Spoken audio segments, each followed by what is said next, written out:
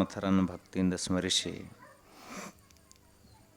ಬೀಳೂರಿನ ಆರಾಧ್ಯ ಪರಮ ಪೂಜನೀಯ ಶ್ರೀಮನ್ನಿರಂಜನ ಪ್ರಣವ ಸ್ವರೂಪಿ ರಾಜಯೋಗಿ ಗುರುಬಸವ ಮಹಾಶಿವಗಳನ್ನು ಭಕ್ತಿಯಿಂದ ಧ್ಯಾನಿಸಿ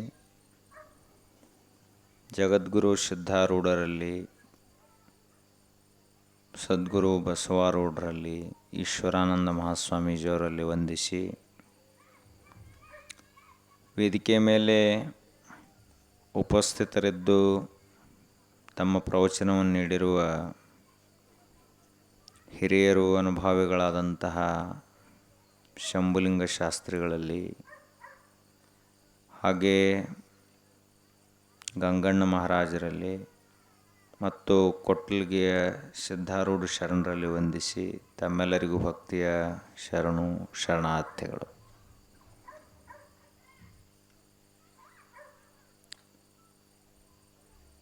ಸಮಯ 9:30 ಆಯಿತು.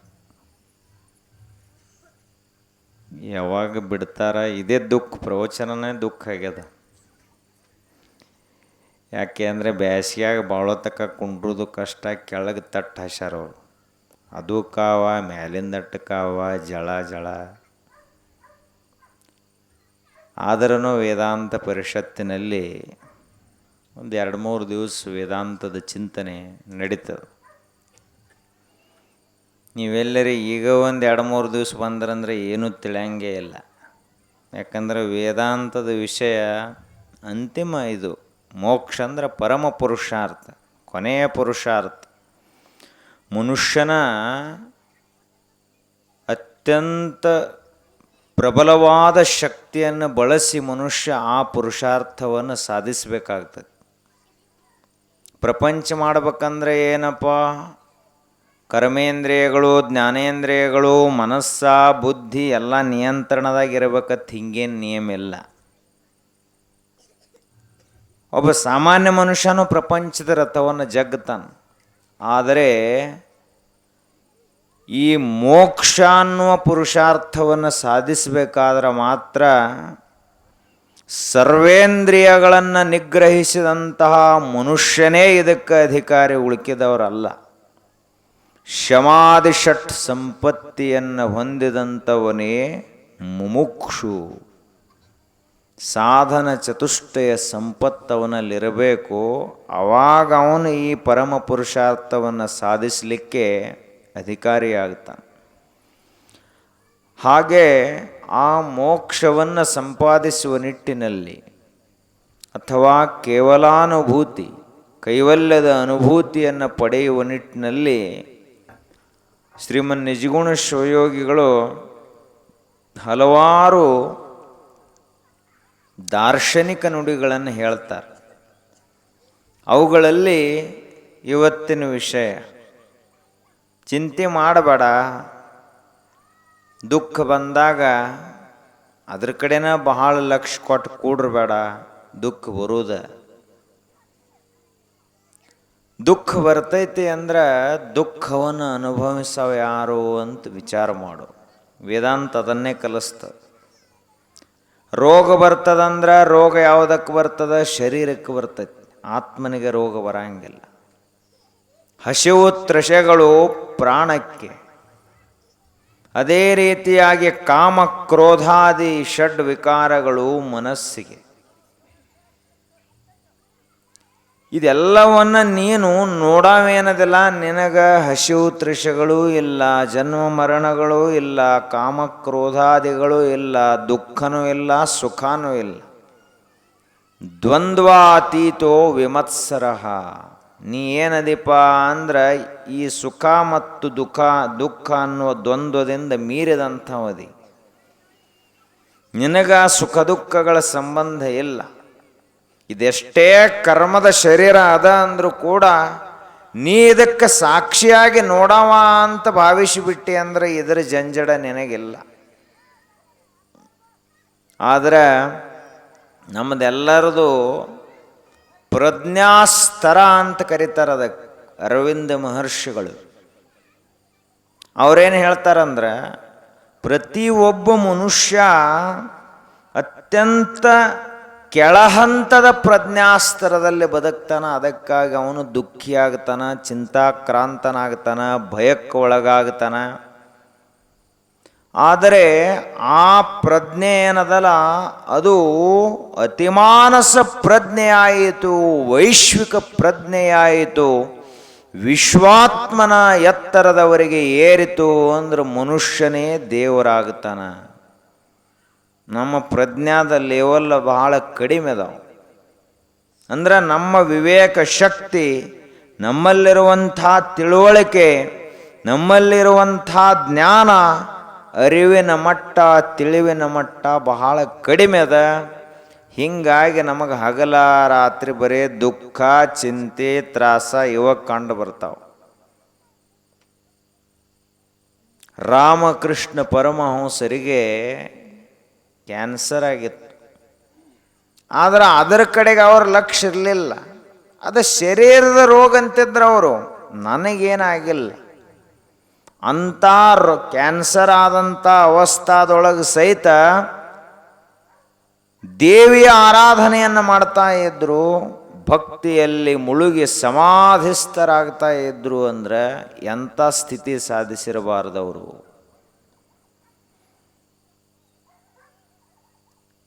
ಸಿದ್ಧಾರೂಢರಿಗೆ ವಿಷ ಕೊಟ್ಟರು, ತಲೆ ಮೇಲೆ ಬೆಂಕಿ ಇಟ್ಟರು. ಆದರೆ ಆ ಕಡೆ ಅವ್ರದ್ದು ಲಕ್ಷ್ಯ ಇಲ್ಲ. ಸಮಾಧಿಸ್ಥರು, ಸ್ಥಿತಪ್ರಜ್ಞ ಅವಸ್ಥೆ.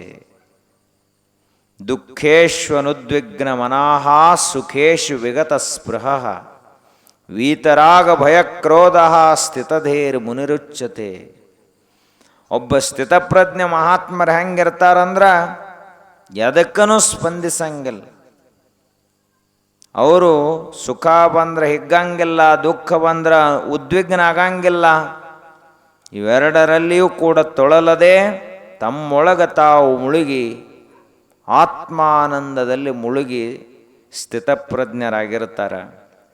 ಹೀಗಾಗಿ ಈಗೇನು ನಿಜಗುಣ ಶಿವಗಳು ಹೇಳ್ಯಾರ ಅದು ನಮ್ಮ ಲೆಕ್ಕದಾಗ ನಾವೆಲ್ಲ ಬರೀ ತ್ರಾಸ ತ್ರಾಸ ತ್ರಾಸ ಅಂತಂತೀವಿ. ಅದಕ್ಕೆ ಸರಳ ನೀತಿ ಮಾತು ಹೇಳ್ಯಾರ ಅವರು. ನೀತಿ ಕ್ರಿಯಾಚಾರ್ಯ ಸ್ಥಳದ ಮಾತು ಏನು ಹೇಳ್ಯಾರ?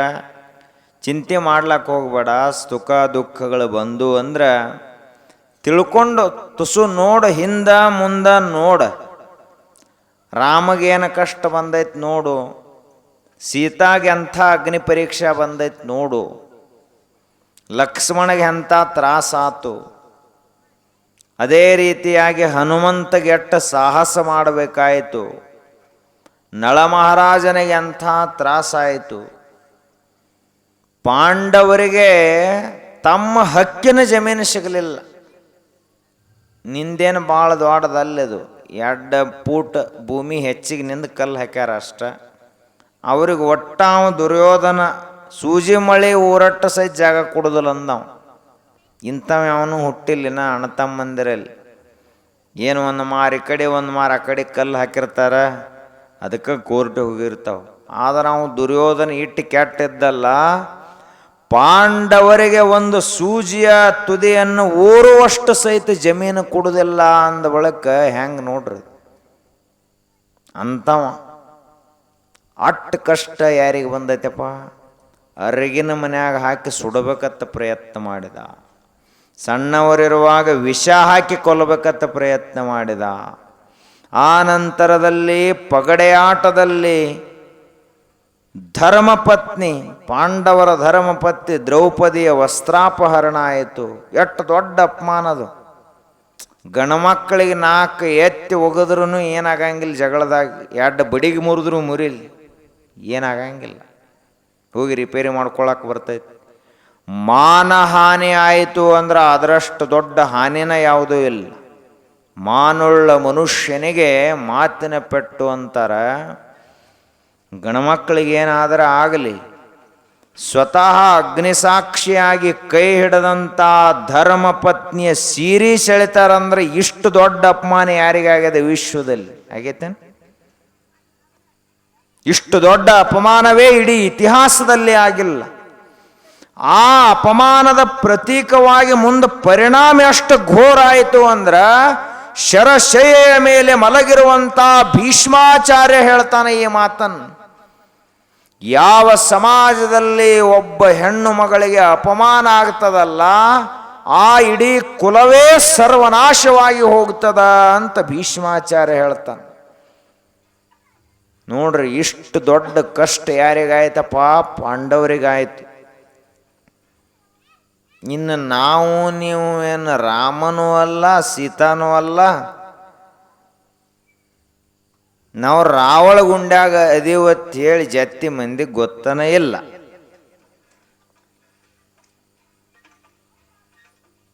ನಾವು ಹುಟ್ಟಿ 80 ವರ್ಷ ಆದ್ರೂ ಮಗ್ಗಲ ಹಳ್ಳಿಗೆ ನಮ್ಮ ಹೆಸರು ಗೊತ್ತಿಲ್ಲ. ಇದ ಊರಾಗ ಎಷ್ಟೋ ಮಂದಿಗೆ ಇವು ಅದಾನತ್ತ ಗೊತ್ತಿಲ್ಲ. ಅಂಥದ್ರಾಗ ತ್ರಾಸು ಬರುವರೇನು ಅಂಥವು ಬರ್ತಾವೆ, ಸಣ್ಣ ಪುಟ್ಟು ಬರ್ತಾವೆ. ನೀವು ಮನೆಗೆ ಹೋಗೋದ್ರಾಗ ಅವ್ರು ಅಡುಗೆ ಮಾಡಿರೋದಿಲ್ಲ, ಇದ ದೊಡ್ಡ ತ್ರಾಸು. ಇನ್ನು ನೀವು ಅವ್ರಿಗೊಂದು ಏನರ ಕೆಲಸ ಹೇಳಿರ್ತೀರಿ, ಸಂತಿ ತಗೊಂಬಾತ್, ಅವರು ಪುಡಾರಿಗಳು ಬೆನ್ನು ಹತ್ತಿ ಅವರು ದಾರು ಕುಡಿದು ಮರುದಿವ್ಸ ಮುಂಜಾನೆ ಬರ್ತಾರೆ. ಇದ ತ್ರಾಸ, ಮತ್ತೇನು ತ್ರಾಸದ? ಅಂಥ ದೊಡ್ಡ ಅಪಮಾನನೂ ಆಗಿಲ್ಲ, ವನವಾಸಕ್ಕೂ ಕಳಿಸಿಲ್ಲ. ಇವ ಹೊಂದಾಣಿಕೆ ಆಗೋದಲ್ಲ. ಆ ಲಗ್ನ ಮಾಡೋಕ್ಕಿಂತ ಮೊದಲ ಈ ವಧುವಿಂದು ಮತ್ತು ವರಂದು ಎಡ್ಡು ತಗೋತಾರೆ. ಏನು, ಕುಂಡಲಿಗಳನ್ನು ತಗೊಂಡು ಸಾಲಾವಳಿ ಕೂಡಿಸ್ಲಕ್ಕೆ ಪ್ರಯತ್ನ ಮಾಡ್ತಾರೆ. ಅಂದ್ರೆ ಹೊಂದಾಣಿಕೆ ಆಕ್ಕತ್ತೋ ಇಲ್ಲೋ ನೋಡ್ತಾರೆ ಪಂಚಾಂಗದಾಗ. ಅವಾಗ ಅವು ಕೂಡ್ಲಿಲ್ಲ ಅಂದ್ರೂ ಶ್ರೀಮಂತ ವರ ಇದ್ದ ಅಂದ್ರೆ ಹೆಸರು ಸಾವಿತ್ರಿ, ಕೂಡ್ಲಿಲ್ಲ ಅಂದ್ರೆ ಗಾಯತ್ರಿ ಅಂತ ಇಡ್ತಾರೆ. ಕೂಡಿಸೋದು ಒಟ್ಟು ಹೆಂಗಾರೆ ಮಾಡಿ ಅಲ್ಲಿ ಕೂಡಿಸಿರಪ್ಪ, ಮುಂದೆ ಲಗ್ನ ಆದ ಬಳಿಕ ಇಲ್ಲಿ ಸಾಲಾವಳಿ ಕೂಡ್ಬೇಕಲ್ಲ, ಅಲ್ಲಿ ಪಂಚಾಂಗದಾಗ ಏನು ಕೂಡ್ತೈತಿ, ಇಲ್ಲಿ ಕೂಡಿಸ್ಬೇಕಲ್ಲ. ಮುಂದೆ 50-60 ವರ್ಷ ತೆರಿಗೆ ಇನ್ನೊಂದು ಕೆರೆಗೆ ಜಗ್ಗಿತ್ತಂದ್ರೆ ಇದನ್ನ ಹೆಂಗೆ ಸಾಲಾವಳಿ ಇದನ್ನು ಕೂಡಿಸೋದು ಹೆಂಗೆ? ಅದಕ್ಕೆ ಅಂಥ ದೊಡ್ಡ ತ್ರಾಸೇನು ಬರಂಗಿಲ್ಲ. ಭಾಳ ಅಂದ್ರೆ ಏನಾತಪ್ಪ, ಮೊನ್ನೆ ದ್ರಾಕ್ಷಿ ಬಂದಾಗ ಗಾರ ಬಿತ್ತು, ಅದ ತ್ರಾಸು, ಮತ್ತೇನು ತ್ರಾಸ ಅಲ್ಲ. ಕೈಗೆ ಬಂತುತ್ತ ಬಾಯಿಗೆ ಬರಲಿಲ್ಲ, ಅಟ್ಟು ಬರಲಿಲ್ಲ ಅಂದ ಬಳಕ ನಾವೇನು ಸತ್ತ ಹೋಗಂಗಿಲ್ಲಲ್ಲ, ದುಡಿದು ಬದುಕಲಾಕು ಬರ್ತೈತಲ್ಲ. ಇದೊಂದು ವರ್ಷ ಹಂಗಾಗಿರ್ಬೋದು, ಮತ್ತು ಮುಂದಿನ ವರ್ಷ ಚಲೋ ಆಗ್ತದ. ಈ ರೀತಿಯಾಗಿ ಮನುಷ್ಯನೇ ಕಷ್ಟಗಳು ಬಂದಾಗ ನನಗ ಬಂತಲ್ಲಪ್ಪ ಅಂತ ಚಿಂತೆ ಮಾಡಬೇಡ. ಹುಟ್ಟಿದಂಥ ಪ್ರತಿಯೊಂದು ಜೀವರಾಶಿಗಳಿಗೆ ಕಷ್ಟ ಇದ್ದದ್ದೇ. ಇದು ಯಾವ ಲೋಕದ, ಇದಕ್ಕೆ ಹೆಸರೇನೈತಿ? ಮೃತ್ಯು ಲೋಕ ಅಂತ ಕರೀತಾರೆ. ಮರ್ತ್ಯ ಲೋಕ ಇದು. ಈ ಲೋಕದಲ್ಲಿ ಹಣೆ ಬರಾನ ಅಷ್ಟ ಐತಿ. ರಾಮ ಹುಟ್ರು ಅವನು ಗಿಡದ ಮುಂದತ್ತಾನವ, ಗಿಡ ತೆಕ್ಕಿ ಬಡದ ಹಾ ಸೀತಾ ಹಾ ಸೀತಾ ಅಂತ ರಾಮ ಹತ್ತು ಹೋಗ್ಯಾನ ಈ ಭೂಮಿ ಮೇಲೆ. ರಾಮ ಅಂದ್ರೆ ಯಾರ ಮತ್ತವ? ಈ ಮಗ್ಗಲ ಮನ್ಯಾನ ರಾಮ ಅಲ್ಲ, ಬಿರಾದಾರ್ ರಾಮನೂ ಅಲ್ಲ, ಪಾಟೀಲ್ ರಾಮನೂ ಅಲ್ಲ, ಯಾ ರಾಮನೂ ಅಲ್ಲ. ಯಾ ರಾಮ? ವಿಷ್ಣುವಿನ ಅವತಾರವಾದಂತಹ ರಾಮ, ಮರ್ಯಾದಾ ಪುರುಷೋತ್ತಮ, ಧರ್ಮದ ಮರ್ಯಾದೆಯನ್ನು ತನ್ನ ಉಸಿರಿರುವವರೆಗೆ ದಾಟಲಿಲ್ಲಲ್ಲ ಅಂಥ ಮರ್ಯಾದಾ ಪುರುಷೋತ್ತಮ ಮರ್ತ್ಯಲೋಕದಲ್ಲಿ ಹುಟ್ಟಿ ಹತ್ತು ಹೋಗಿ ಆನಂದ ಬಳಕ ನಾವ್ಯಾವ ಗಿಡದ ಲೆಕ್ಕ? ನಮ್ಮ ತ್ರಾಸ ಯಾವ ಲೆಕ್ಕ?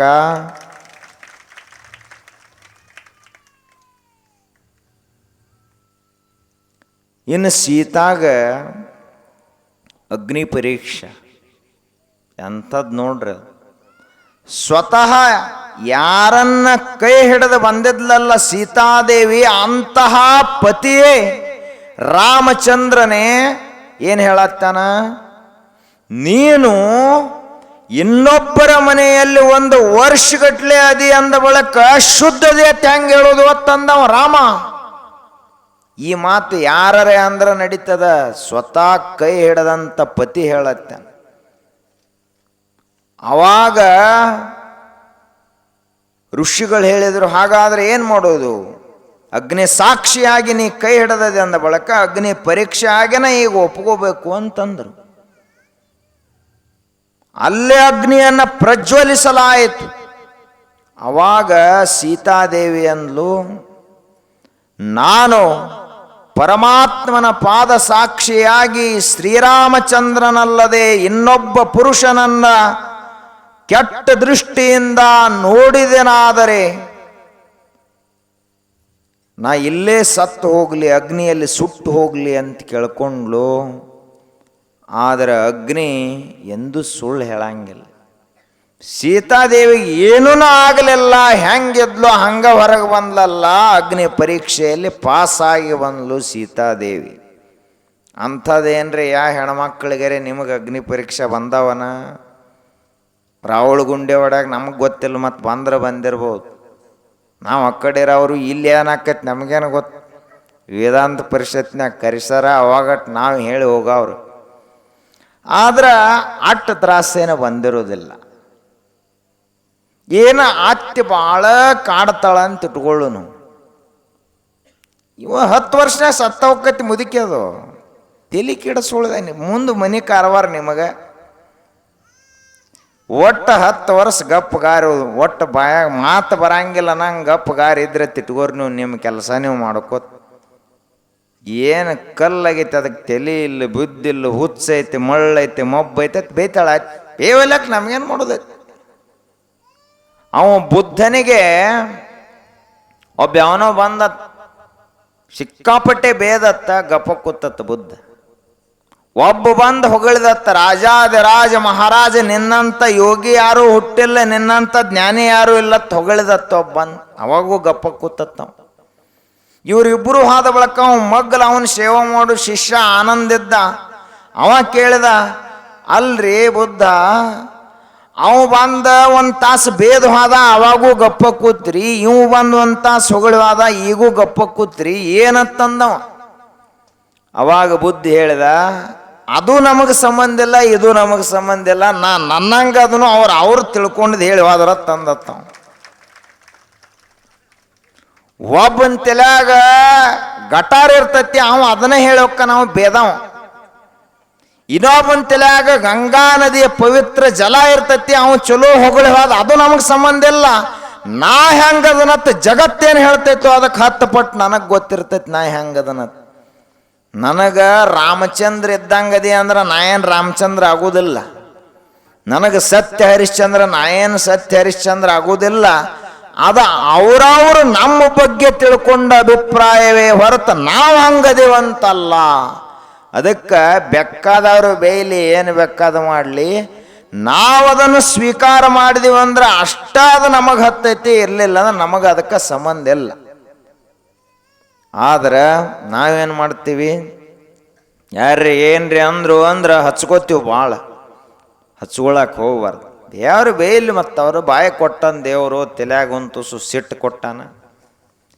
ಬೇದ ಬೇದ ಬೇದ ಮಣ್ಣಾಗಿ ಹೋಗಿ ಬಿಡ್ತಾವ ಲಘು. ಅವ್ರ ಕಡೆ ಭಾಳ ಲಕ್ಷ್ಯ ಕೊಡಬಾರದು. ಎಲ್ಲರಿಗೂ ಬೇದತ್ತಿ. ಜಗತ್ತಿನ ಜನ ಹೆಂಗಪ್ಪ ಅಂದ್ರೆ ಇವರು ದೇವರಿಗೇನ ಬಿಟ್ಟಿಲ್ಲ ಅಂಥ ಮನುಷ್ಯರೇ ಅವರು. ಅವ್ರು ಹೇಳ್ತಾರೆ, 5 ತೆಂಗಿನಕಾಯಿ ಹೊಡಿತು ನಮಾಸಿಗೆ, ನಮ್ಮದು ಎಮ್ಮೆ ಹಿಂಡಂಗೆ ಆಗ್ಬೇಕತ್ತಾರೆ ಇವರು. ಅದು ಜರ ಹಿಂಡಲಿಲ್ಲ ಅಂದ್ರೆ ಕಲ್ಲೈತಿ ದೇವ್ರ ತರ. 5 ತೆಂಗಿನಕಾಯಿ ಹೊಡೆದ್ರು ನಮ್ಮ ಎಮ್ಮೆ ಹಿಂಡುದಾಗವಲ್ದು ದೇವರಿಗೆ. ಏನು ದೇವರಲ್ಲಿ ತಾಕತ್ತು ಹೋಗೈತಿ, ಈಗ ಮೂರ್ತಿ ಕಲ್ಲಾಗೈತೆ ಅಂತ ಹೇಳ್ತಾರೆ ಇವರು. ದೇವರಂತ ದೇವರಿಗೆ ಬಾಯಿಗೆ ಬಂದಂಗೆ ಬೈಯುವಂಥ ಈ ಅಜ್ಞಾನ ಜನರ ನಡುವೆ, ತಿಳುವಳಿಕೆ ಇರಲಾರದಂಥ ಜನರ ನಡುವೆ ಏನರೆ ಅಂದ್ರೆ ಅಟ್ಯಾಕ್ ತಲೆ ಕೆಡಿಸ್ಕೋತಿ, ಏನರೆ ತ್ರಾಸ ಆದ್ರೆ ಅಟ್ಯಾಕ್ ತಲೆ ಕೆಡಿಸ್ಕೋತಿ. ತ್ರಾಸ ಬಂದಷ್ಟು ಮನುಷ್ಯ ಗಟ್ಟಿ ಆಗ್ತಾನೆ. ಇದು ವೈಶ್ವಿಕ ಸತ್ಯ. ಇದು ಬಿಸಿಲು ಎಷ್ಟು ಬಡಿತೈತ್ಲ ಅಷ್ಟು ಗಿಡ ಹಸಿರು ಹೆಚ್ಚಾಗ್ತೈತಿ, ಹೆಚ್ಚು ಫಲ ಕೊಡ್ತೈತಿ. ಇಲ್ಲಪ್ಪ ಒಟ್ಟ ನೆಳ್ಳಾಗನ ಐತೆ ಅಂದ್ರೆ ಎಲೆ ಹಳದಿಯಾಗಿ ಉದುರಿ ಗಿಡನೂ ಒಣಗಿ ಹೋಗ್ತೈತಿ. ಬಿಸಿಲು ಬಡಿಯಬೇಕು, ಗಾಳಿ ಬೀಸಬೇಕು, ಅವಾಗ ಬೇರೆ ಗಟ್ಟಿ ಅಕ್ಕವು. ಗಾಳಿಲ್ಲ ಏನಿಲ್ಲ ಅಂದ್ರೆ ಅವು ಬೇರ ನೇರವಾಗಿ ಹೋಗ್ತಾವ, ಮಗ್ಗಲು ಹೋಗಂಗಿಲ್ಲ, ಗಟ್ಟಿ ಆಗಂಗಿಲ್ಲ. ಆದ್ದರಿಂದ ಸುಖ ದುಃಖಗಳ ಗಾಳಿ ಬಿಡಬೇಕು, ಬಿರುಗಾಳಿ ಬಿಡಬೇಕು, ತ್ರಾಸ ಆಗಬೇಕು ಮನುಷ್ಯನಿಗೆ. ಅವಾಗ ಮಾನಸಿಕವಾದಂಥ ಶಕ್ತಿ ಹೆಚ್ಚಾಗ್ತದ. ಆವಾಗ ಮನುಷ್ಯನಲ್ಲಿ ಧೈರ್ಯ ಸ್ಥೈರ್ಯ ಗುಣಗಳು ವಿಕಾಸ ಆಗುತ್ತವೆ. ರಾಮ ವನವಾಸಕ್ಕೆ ಹೋಗದೇ ಇದ್ರೆ ಇವತ್ತ್ಯಾರು ನಾವು ನೆನೆಸ್ತಿದ್ದೀವಿ? ಧರ್ಮರಾಜ ಅಷ್ಟೆಲ್ಲ ಸೋತು 14 ವರ್ಷ ಅವರೂ ವನವಾಸ ಮಾಡದೇ ಇದ್ರೆ ನಾವ್ಯಾಕೆ ಪಾಂಡವರನ್ನ ನೆನೆಸ್ತಿದ್ದೀವಿ? ಸುಖದ ಸುಪ್ಪತ್ತಿಗೆ ಎಲ್ಲಿ ತುಪ್ಪದಾಗ ಕೈ ತೊಳೆದಂಥ ಜನರನ್ನು ಯಾರೂ ನೆನೆಸಂಗಿಲ್ಲ. ಯಾರ ಕಷ್ಟದಲ್ಲಿ ಕರಿಗೊಂಡು ತಾಪತ್ರಯಗಳಿಗೆ ಒಳಗಾಗಿ ಮಾನಸಿಕವಾದಂಥ ಸಮತೋಲನವನ್ನು ಸಾಧಿಸಿರ್ತಾರಲ್ಲ, ಅಂಥವರನ್ನು ನೆನೆಸ್ತದೆ ಜಗತ್ತು. ಅದಕ್ಕಿದೆಲ್ಲ ಬರೋದನ್ನ ಇದೇನು ಭಾಳ ದೊಡ್ಡದಲ್ಲ, ಇದೇನು ನಮಗ ಬಂದೈತಪ್ಪ ಹಿಂಗೇನಲ್ಲ. ಅವ ಶನಿ ಎತ್ತು ಒಬ್ಬ ದೇವ್ರನ್ನ ಮಾಡ್ಯಾರ. ಅವ ಒಬ್ಬೊಬ್ಬರ ರಾಶಿ ಒಳಗೆ ಒಬ್ಬೊಬ್ಬರ ಜೀವನದಾಗ 7.5 ವರ್ಷ ಬರ್ತಾನಂತ.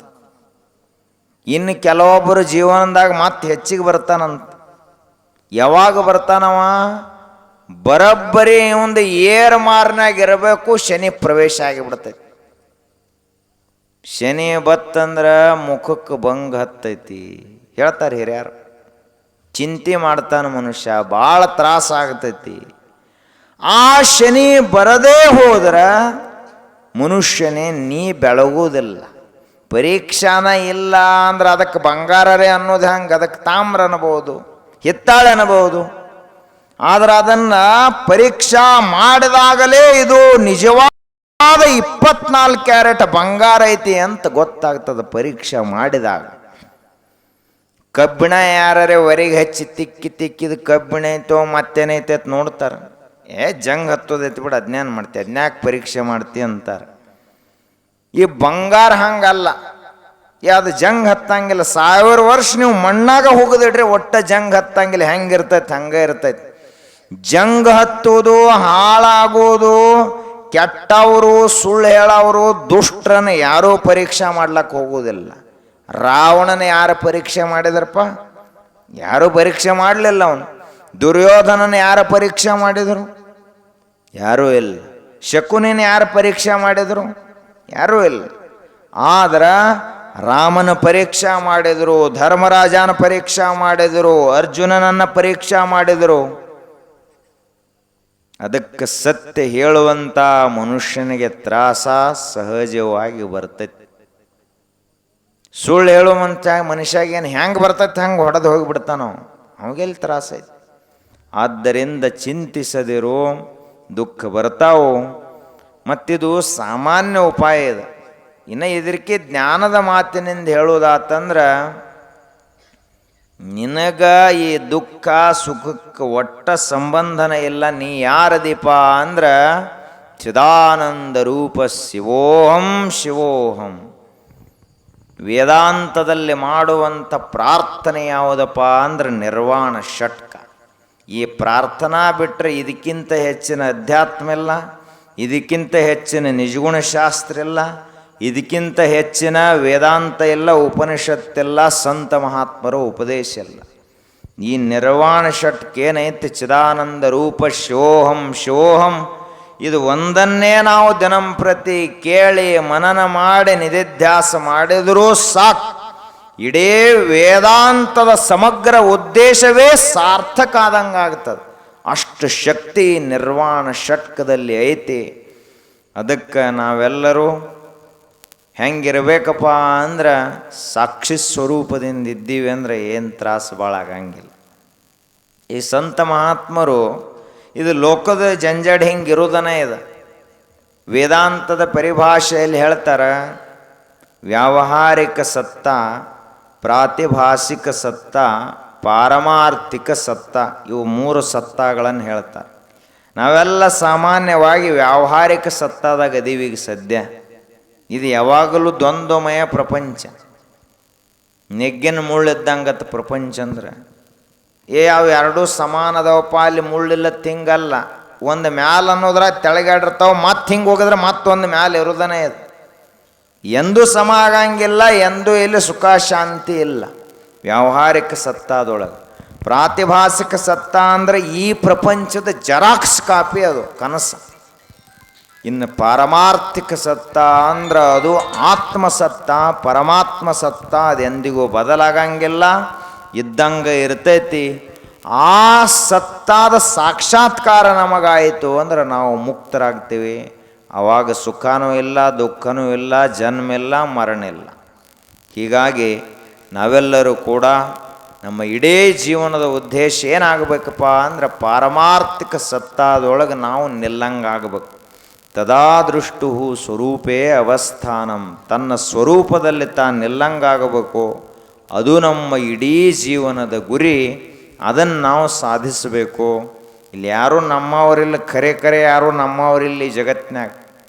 ಎಲ್ಲ ಬಂದವರು ಅದಾರ, ಸಂತಿ ಮಂದಿದು ಹೇಳಾರ್ದ ಕೇಳಾರ್ದ ಅವ್ರವ್ರ ಸಂತಿ ಮುಗಿಸ್ಕೊಂಡು ಹೋಗಿಬಿಡ್ತಾರೆ. ಮಕ್ಕಳು ತಮ್ಮ ಸಂತಿ ಮಾಡ್ಕೊಳಕ್ಕೆ ಬಂದಾರ, ಮೊಮ್ಮಕ್ಕಳು ತಮ್ಮ ಸಂತಿ ಮಾಡ್ಕೊಳಕ್ಕೆ ಬಂದಾರ, ಅಕ್ಕ ತಂಗಿ ತಮ್ಮ ಹಳ್ಯ ಮಾವ ಎಲ್ಲ ಅವ್ರವ್ರ ಸಂತಿ ಮಾಡ್ಕೊಳಕ್ಕೆ ಬಂದವರು ಅವರು. ಆದರೆ ಇವರು ಯಾರು ನಮ್ಮವರಲ್ಲ. ನಮ್ಮವರು ಯಾರಪ್ಪ ಅಂದ್ರೆ ನಮ್ಮ ಆತ್ಮ ಸ್ವರೂಪವೇ ನಮ್ಮವರು. ಅದನ್ನು ಬಿಟ್ಟರೆ ಇಲ್ಲಿ ಯಾರೂ ನಮ್ಮವರಿಲ್ಲ. ಈ ಭಾವನೆ ನಮ್ಮಲ್ಲಿ ದೃಢಗೊಂಡು ಅಧ್ಯಾತ್ಮ ಗಟ್ಟಿಗೊಳ್ಳಲಿ. ನಾವೆಲ್ಲರೂ ಮುಮುಕ್ಷುಗಳಾಗಿ, ಅಭ್ಯಾಸಿಗಳಾಗಿ, ಅನುಭಾವಿಯಾಗಿ ಆರೂಢರಾಗಬೇಕು. ಅದುವೇ ಆರೂಢ ಸಂಪ್ರದಾಯ. ಇಟ್ಟು 4 ಹಂತದವೆ ಇಲ್ಲಿ: ಮುಮುಕ್ಷು, ಅಭ್ಯಾಸಿ, ಅನುಭಾವಿ, ಆರೂಢ. ಆರೂಢರಾಗುವುದಕ್ಕೆ ಇವು 3 ಹಂತ. ಮೊದಲನೇದು ಮುಮುಕ್ಷು, ಬಂದ ಪ್ರವಚನ ಕೇಳೋದು, ತಿಳ್ಕೊಳ್ಳೋಕೆ ಪ್ರಯತ್ನ ಮಾಡೋದು. ಎರಡನೇದು ಅಭ್ಯಾಸಿ, ಅದರ ಕುರಿತಾಗಿ ನಿರಂತರ ಮನನ ಮಾಡೋದು. ಮೂರನೇದ್ದು ಅನುಭಾವಿ, ಆ ಸ್ಥಿತಿಯ ಅನುಭೂತಿಯನ್ನು ಪಡೆಯುವುದು. ನಾಲ್ಕನೇದು ಅಲ್ಲೇನ ಸ್ಥಿತವಾಗಿ ನಿಂತು ಬಿಡೋದು.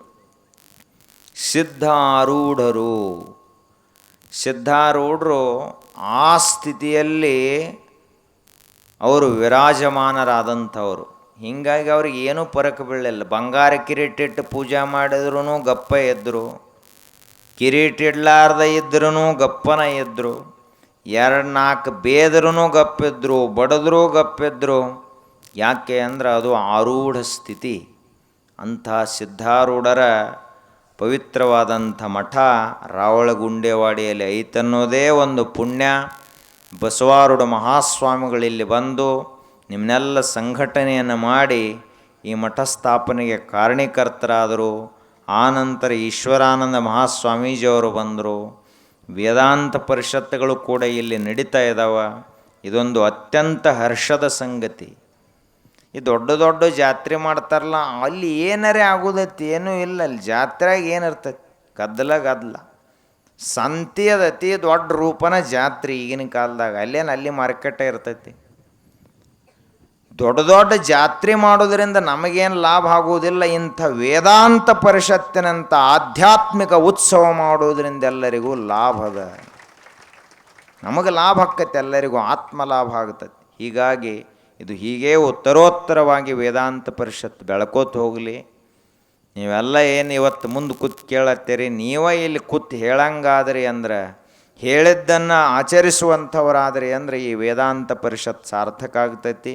ಆ ರೀತಿಯಾಗಿ ತಾವೆಲ್ಲರೂ ಬೆಳೀರಿ.